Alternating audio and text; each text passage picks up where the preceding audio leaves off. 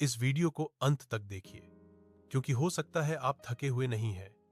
आपका दिमाग सिर्फ आपको सुरक्षित रखने की कोशिश कर रहा है। चलिए सरल से शुरू करते हैं। जब आप कहते हैं मैं थक गया हूं, तो क्या वास्तव में शरीर थकता है या दिमाग ओवरलोड महसूस करता है? विज्ञान कहता है ज्यादातर केसेस में प्रॉब्लम फिजिकल फटीग नहीं होती। प्रॉब्लम होती है मेंटल रेसिस्टेंस।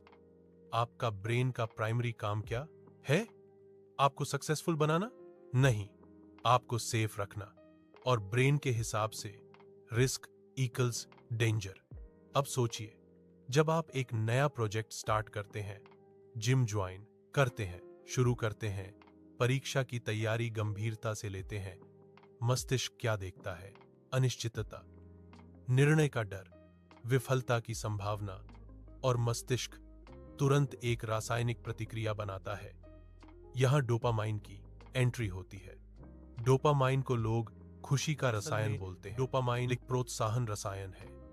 जब आप फोन स्क्रॉल करते हैं, हर स्वाइप पर अप्रत्याशित इनाम मिलता है। ये पैटर्न स्लॉट मशीन जैसा होता है।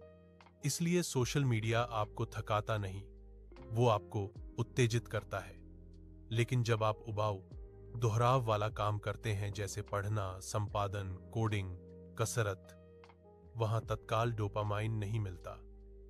मस्तिष्क को लगता है यह काम उबाऊ है, इसमें तत्काल इनाम नहीं।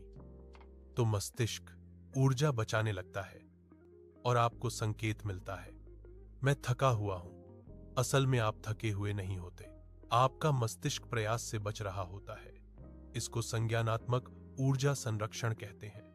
मस्तिष्क शरीर के वजन का केवल 2% होता है, लेकिन ऊर्जा का 20% उपयोग करता है। इसीलिए मस्तिष्क स्वाभाविक रूप से शॉर्टकट पसंद करता है। आसान इनाम, विलंबित इनाम।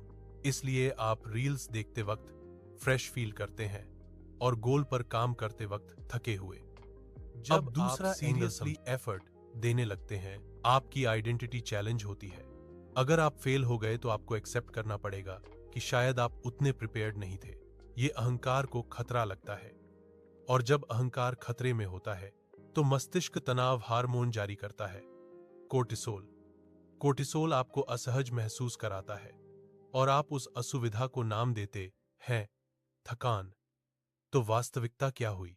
आपका शरीर नहीं, आपका मस्तिष्क आपको सुरक्षित मोड में डाल रहा है। अब सवाल है, समाधान क्या है?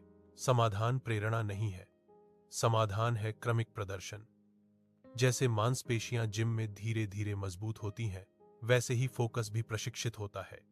अगर आप 3 घंटे एक दिन में शुरू करेंगे तो मस्तिष्क ओवरलोड महसूस करेगा। लेकिन अगर आप 15 मिनट डेली शुरू करें, ब्रेन रेजिस्टेंस कम करेगा। इसको कहते हैं न्यूरोप्लास्टिसिटी। ब्रेन एडेप्टेबल है। जिस बिहेवियर को रिपीट करोगे, वो स्ट्रॉन्ग न्यूरल पाथवे बनेगा। आज अगर आप डिस्ट्रैक्शन रिपीट करते हैं, डिस्ट्रैक्शन स्ट्रैंग होता है।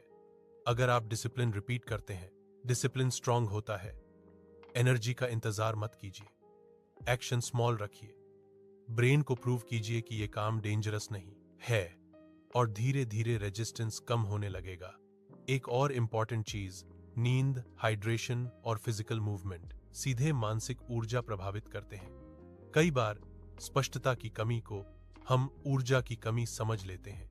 आप थके हुए नहीं हैं, आप अति उत्तेजित हैं, आप विचलित हैं, आप अनिश्चित हैं। और मस्तिष्क अनिश्चितता को खतरे के रूप में मानता है। लेकिन याद रखिए, आपका दिमाग आपका दुश्मन नहीं है, को सुरक्षित रख रहा है। बस उसे नए पैटर्न सिखाने की जरूरत है। छोटे कदम, दैनिक पुनरावृत्ति, स्पष्ट इरादा। और एक दिन आप महसूस करेंगे, आप कभी थके हुए थे ही नहीं, आप बस प्रशिक्षित नहीं थे। और प्रशिक्षण शुरू करने का सबसे अच्छा समय अभी